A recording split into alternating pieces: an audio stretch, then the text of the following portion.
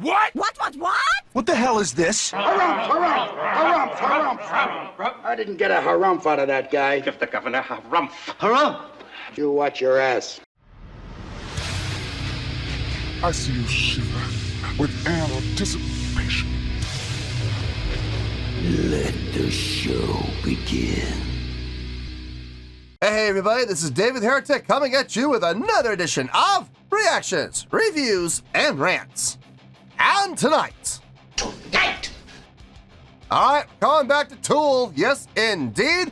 Tool Fans Feeling You. Come on now. Here we go. This is a request from David Howard, Yosam Santana, and Matt Cortelio. Cortelio. So Matt Cortelio.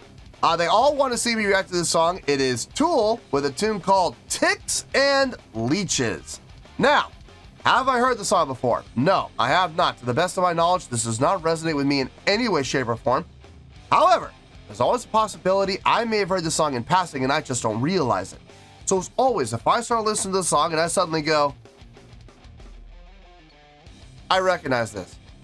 I've heard this before. I'll let you know. That's the truth. You know me, I'm gonna be honest with you guys. This was posted by Tool, okay? And the video has 1.4 million views. It'll get you there. Other than that, there's really nothing else left to say. Link to the original video will be down below in the video description for your viewing pleasure at your leisure. Let's get started. What do you say? Are you ready? Are you ready? Because here we go. All right, here we go. Tool, Ticks and Leeches, audio. There it is. All right, let's do this. All right, boy, let's do this.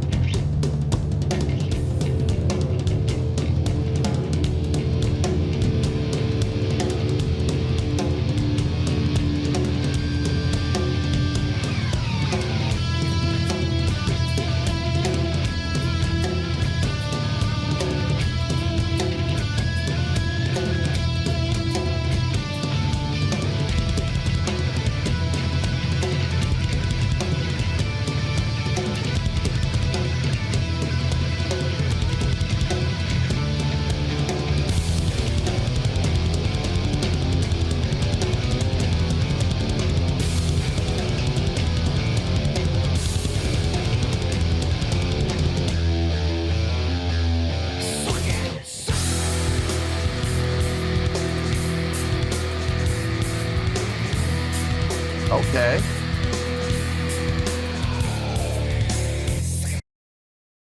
Wow. What? Oh, I didn't see that coming. I did not see that vocal interest coming in the way it did. Coming in hard. That was a nice little surprise. It really was. Okay. Okay. There's two ways we could be looking at this.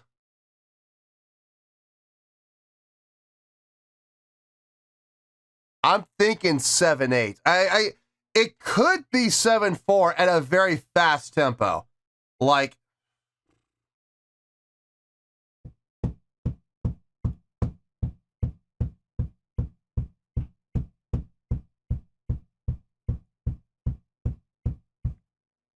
what would that be, about 180, 185? Maybe like 188? Somewhere, okay, I'm going to put a number on that. Somewhere, I'm going to say somewhere between like 185. No, 184. 184 and like 192, okay? It could be that. It could be that, or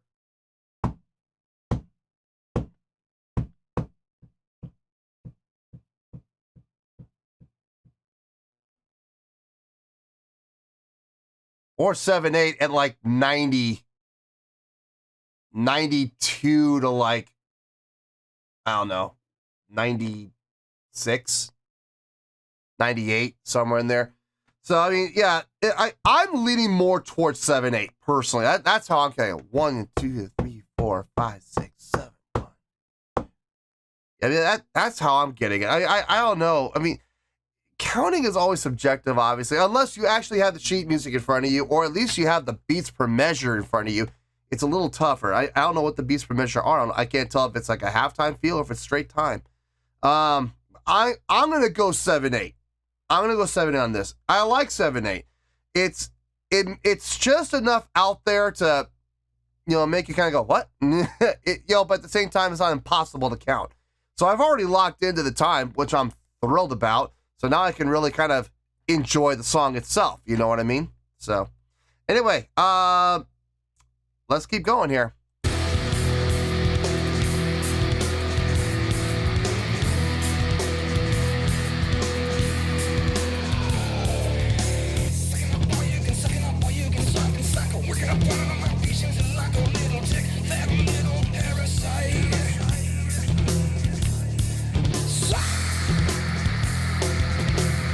Hater.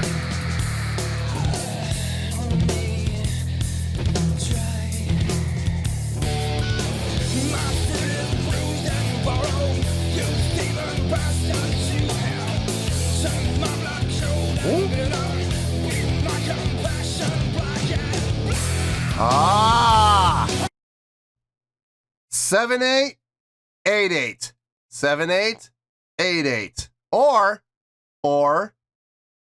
15/8. Either one would work. Wow. Okay.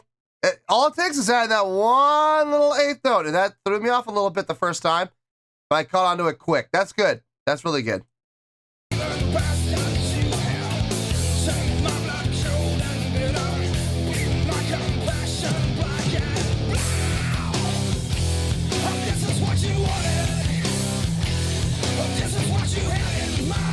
Out straight ahead like 4/4.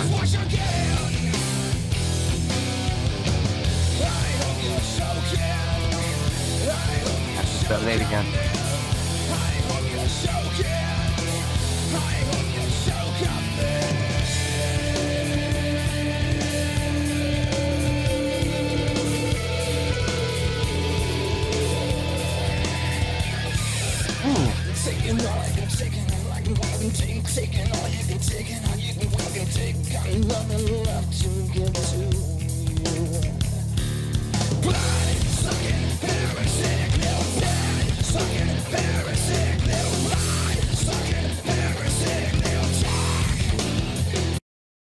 Is he saying blood-sucking heretic? Is that why you guys wanted me to listen to this? Is that why the heretic mentioned? Is that why? I mean, I don't even know if that's the lyric. That's what I'm hearing. It sounds like he's saying blood-sucking heretic. What the hell's going on tonight? Okay.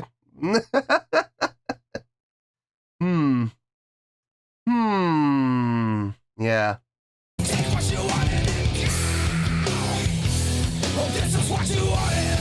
think I recognize it.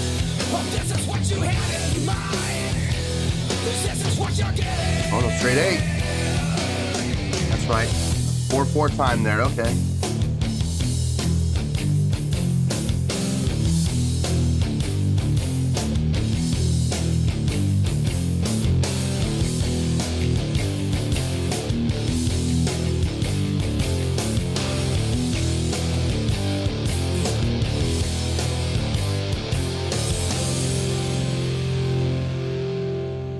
Or it could be 8 and 7 there, actually.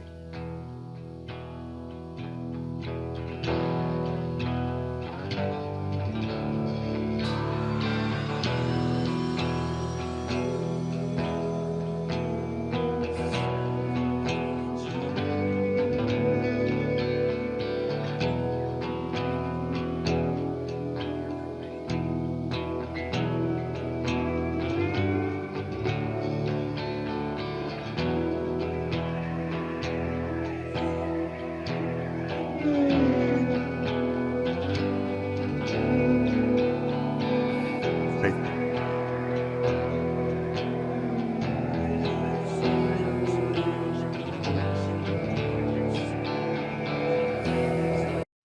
Yeah, we're in a straight 4 pattern right now, but I love the dynamic shift. How we were up here dynamically, and then we went down to here now. That's nice. Really nice little breakdown they put into this. I hope they don't stay down here for too long. I don't want this to lose the energy that it built during the first, 3.5 minutes of the song. And I don't want to lose that. And like I said, I've said this before in the past when it comes to breakdowns and bridges. If you're going to do your breakdown, your bridge, and you do take a dynamic shift down like that, I got no problem with it. None whatsoever. As long as it serves a purpose and it doesn't overstay its welcome. And that's one of the biggest issues I have with bands that do that, and they think they're being all artsy by keeping it down for the next half of the song until the last 30 seconds where they bring it up again. I'm like, that's kind of a waste. If you're gonna go that long, you might as well just stay down low and finish out. But most bands I've heard, when they do dynamic shifts down like this for the breakdown or for the bridge, if they're smart, and most bands are, they don't do that. They'll come down for a minute, maybe a minute and a half tops before they come back up. And we're talking over the course of a 6 to 8 minute song. And I mean, this is an 8-minute song, so it's not too much. Now, if they spend the next 3 minutes down this low, I might have an issue with that. But I don't see Tool doing that. I just don't see that happening. We'll see though. Anyway, let's keep going here.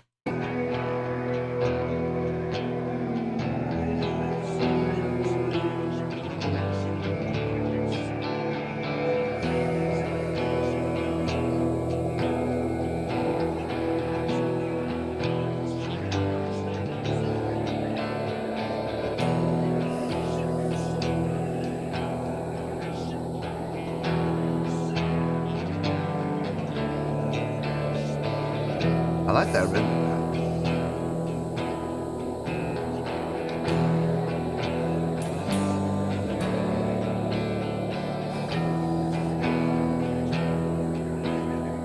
Okay, come on. We gotta get out of this, guys. Come on.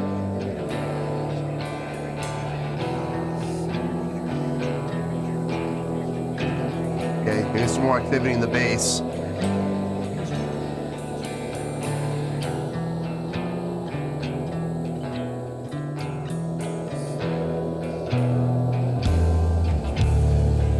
Drums now. Nice.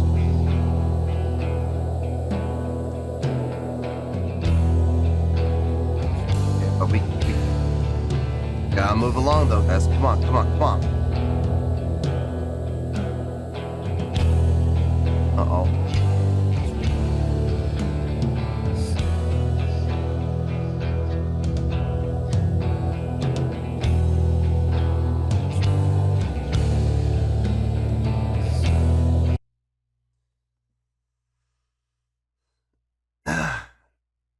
It's getting to that point where it's okay, we need to move out of this now. We need to get back into where we were at the beginning of the song. We need to get back up that energy level again, because you're starting to lose it.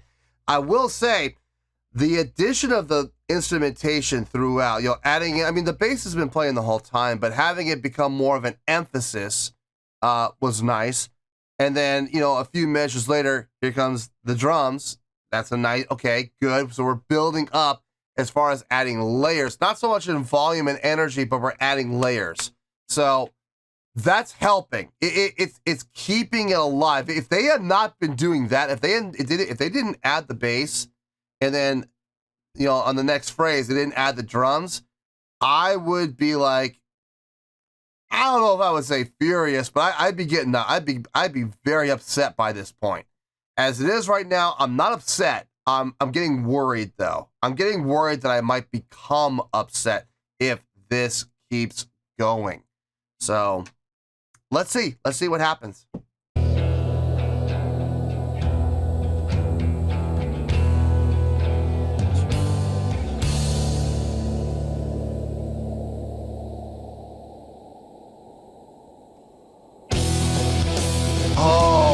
God. Okay. Okay.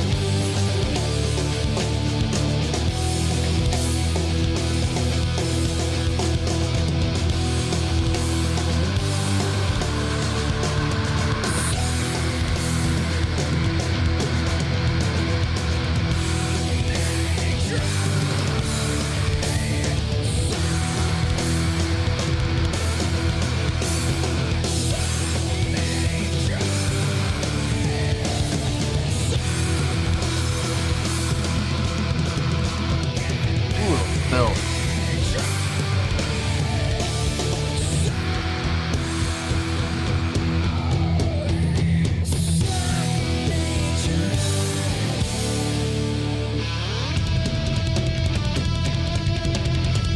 Okay.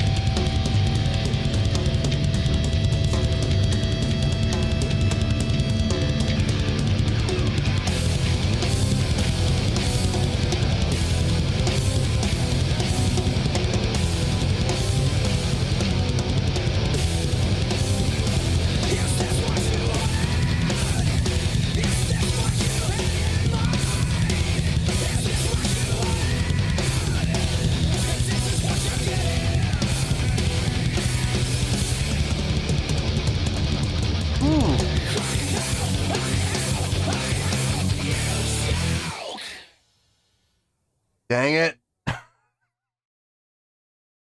I was so into it, I forgot to pause. I hope this doesn't get blocked.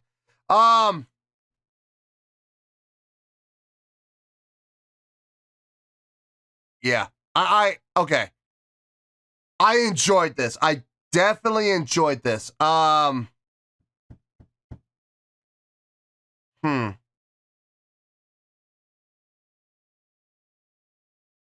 Let me think. I need to think about this one. Because I know I enjoyed it, but I don't know how much I enjoyed it. I don't know if that makes sense, but yeah, I'm not sure just how much I enjoyed it, but I know I did. So let me think about it. I'll see you in the review, and we'll talk about it. Well, there you go, folks. That was Tool with Ticks and Leeches. This was a request from David Howard, Yosam Santana, and Matt Cortelio. Cortelio. I'm sorry. Yeah, Matt Cortelio. On a scale of 1 to 10, I am going to give that an 8.7. Yep, 8.7. I feel good about that score. Let me tell you why. Why? Okay. To be clear, and to make sure that everybody understands where I'm coming from on this, I enjoyed the song. And I know a lot of people are like, stop apologizing for the scores you give. Guys, it's not that I'm apologizing. It's I make no apologies for the scores I give. I mean, I'm giving the scores and I'm sticking to them, and nothing's gonna change my mind. Okay, just nothing is. But I do feel like there's a lot of people out there who, if I don't give their favorite band a 10 or 9, they get very offended. And I just want people to understand where I'm coming from on this, okay? So, I'm not making apologies. I'm giving you an explanation, all right?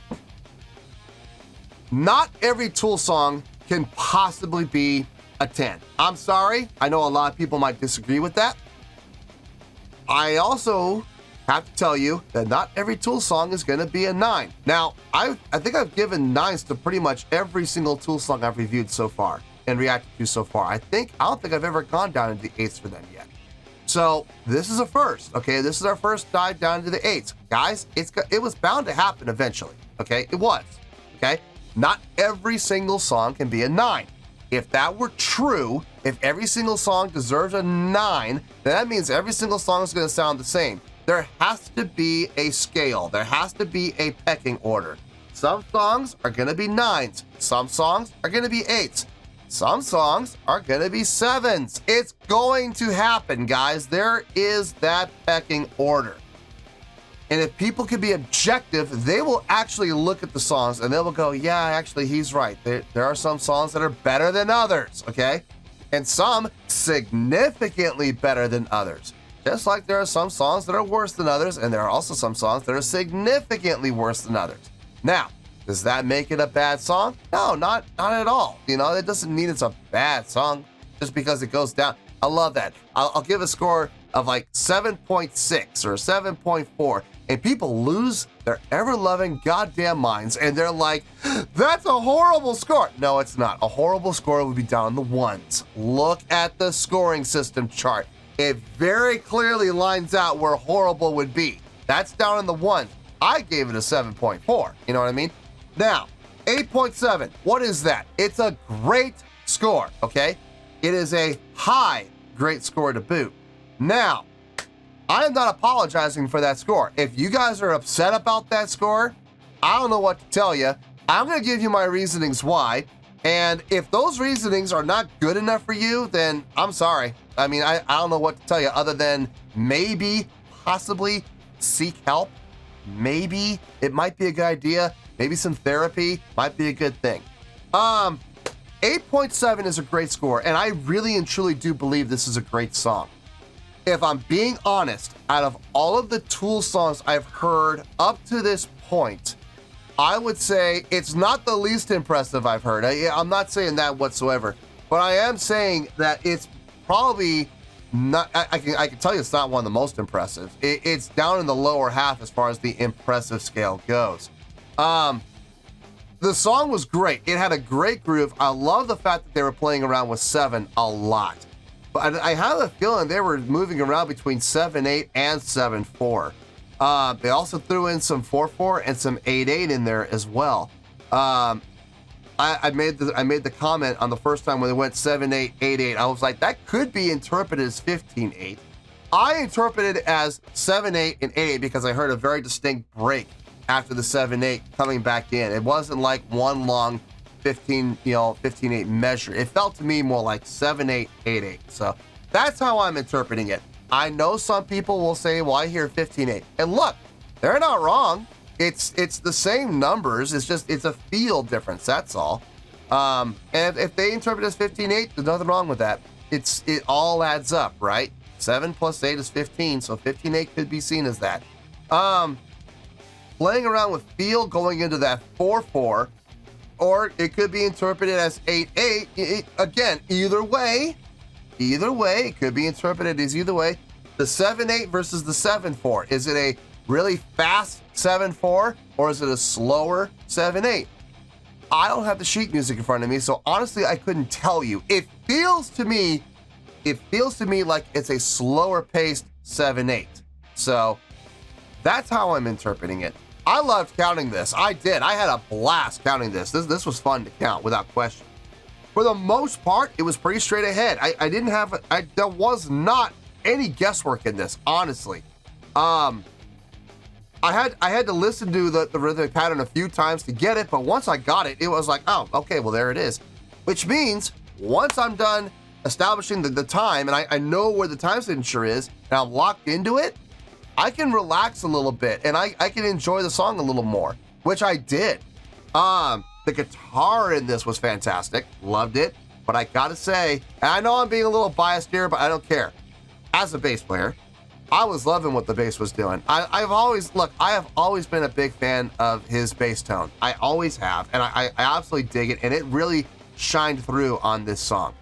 Not that I'm discrediting what Adam did in any way, shape, or form. I'm not, okay? It's just, I've always been very partial to Tool's bass tone. It's not that I'm discrediting what Adam did at all. I'm not doing that. All I'm saying is I really can appreciate what the bass, I believe his name was Justin, what Justin did on bass with his bass tone. It just kind of stuck out for me. I enjoyed it a little bit more than I loved Adam's guitar work in this case. Now, there have been other songs where I've enjoyed Adam's guitar work more, so it's kind of a even switch here. Danny Carey, what can you say? I mean, what can you seriously say? As far as being impressive, I would say this song, when it came to Danny Carey's drumming, was not the most impressive drumming work I've heard from him. I've heard him do far more complicated, especially with the polyrhythms. I mean, I've heard far more impressive things. Zombie comes to mind. Tempest comes to mind. Those songs, really impressive on the drums. This song, not so much. It was really well done. Don't get me wrong. Okay, it was phenomenal drumming. It was just very straight ahead, though. It wasn't like crazy right hand against the left against the foot. You know, it was pretty straight ahead playing, just playing within those time signatures. So, not the most impressive work from Danny Carey, but at the same time, very well done nonetheless. Maynard's vocals on this was a little surprising. It was a different take than what I usually hear from him. Very aggressive approach. Lots of high-end, almost pinching grit and growl vocals to really kind of project and portray what he was feeling in his vocals. It's a great approach, as long as it doesn't hurt himself doing it. But very, very effective. I am probably gonna get this wrong. I'm taking a guess here. Okay, I'm gonna take a shot in the dark here. I look at the name of the song, Ticks and Leeches, and he was talking about, I'm not mistaken, blood-sucking heretic. I think this is a song about, I don't think it's about like vampires, and I don't think it's about actual ticks and leeches. I think it's about people and how people can, some people, not all people, but there are a lot of people out there who can just drain you, both physically, emotionally, mentally. We can even get physical here and say financially. You know, I mean, there's a lot of people out there who are parasites upon the human race, and they will do whatever they got to do to make themselves happy at the expense of others. And I get the feeling that's what this song is about, which absolutely justifies the feel and the direction and the attitude of Maynard's vocals, expressing that anger and that frustration. I get it. Trust me, I get it. I have known quite a few of those people during the course of my life, and I am really glad to say that they are no longer a part of it. So, and for those of you out there, I hate to turn this into a PSA, and I'm not going to go on a full-blown rant. I'm not. At least I'm going to try not to. We'll see. For those of you out there who have those kind of people in your lives, do yourselves a favor. I don't care who they are. I don't care if they're friends. I don't care if they're family, okay? I've had family members like this, okay? Cut them off. I am dead serious. Eliminate them from your lives. I know a lot of people are like, well, family is everything to me. Is family worth your mental, emotional, physical, and financial health? Ask yourself that question. Is family really worth going through all the suffering that you would go through to keep on enabling this person to feed off of you? And the worst, honestly, in my opinion, the worst is the emotional. Good Lord, if they're emotionally draining you dry, cut them out of your lives. I don't care if it's friends. I don't care if it's co-workers. I don't care if it's acquaintances. I don't care. I am, look at me. I'm being dead serious. I don't care if it's family. I am dead serious. Cut them out of your lives. You will see your quality of life drastically improve once you do. I guarantee it. I get the feeling that's what this song is about. I'm like 95% sure I am completely wrong about that. But I'm gonna listen. Like Wayne Gretzky said, you miss 100% of the goals that you do not shoot on. You do not shoot the puck on. So I'm gonna shoot my shot. I'm gonna say that's what the song is about, and hopefully I'm right. But I have a feeling I'm not. But I'm sure you guys will let me know in the comments what the song is about. No, but look, that 8.7, I want to be very clear. That is not a bad score. I know a lot of people are like, well, that's a horrible score to give to Tool. No, that's a great score to give to Tool. Now, if you want me to give Tool a horrible score, Give me a song from Tool that deserves a 1, and I'll be more than happy to give it a 1. That's what you want. But no, an 8.7 is a great score. I feel great with that score, and that is where we're going to stay. So, 8.7, final score, I have spoken. Well, that's going to do it for this edition of Reactions, Reviews, and Rants. Hopefully you all enjoyed the show. Hopefully I was able to entertain you. If I was able to put a smile on your face and brighten your day, I did my job, and I'm so glad I could do it. If you guys feel like joining the fan base, go ahead and click on that button down there. If you guys want to like the video, go ahead and like the video. If you guys want to ring the bell, go ahead and ring the bell. It honestly doesn't make any difference at all to me, but if you guys feel like doing these things, then by all means, feel free to do so. Well, that's going to do it for tonight, folks. Thank you very much for watching, and as always, this is David Heretic signing off, reminding you to stay fabulous and support each other. Later. Peace.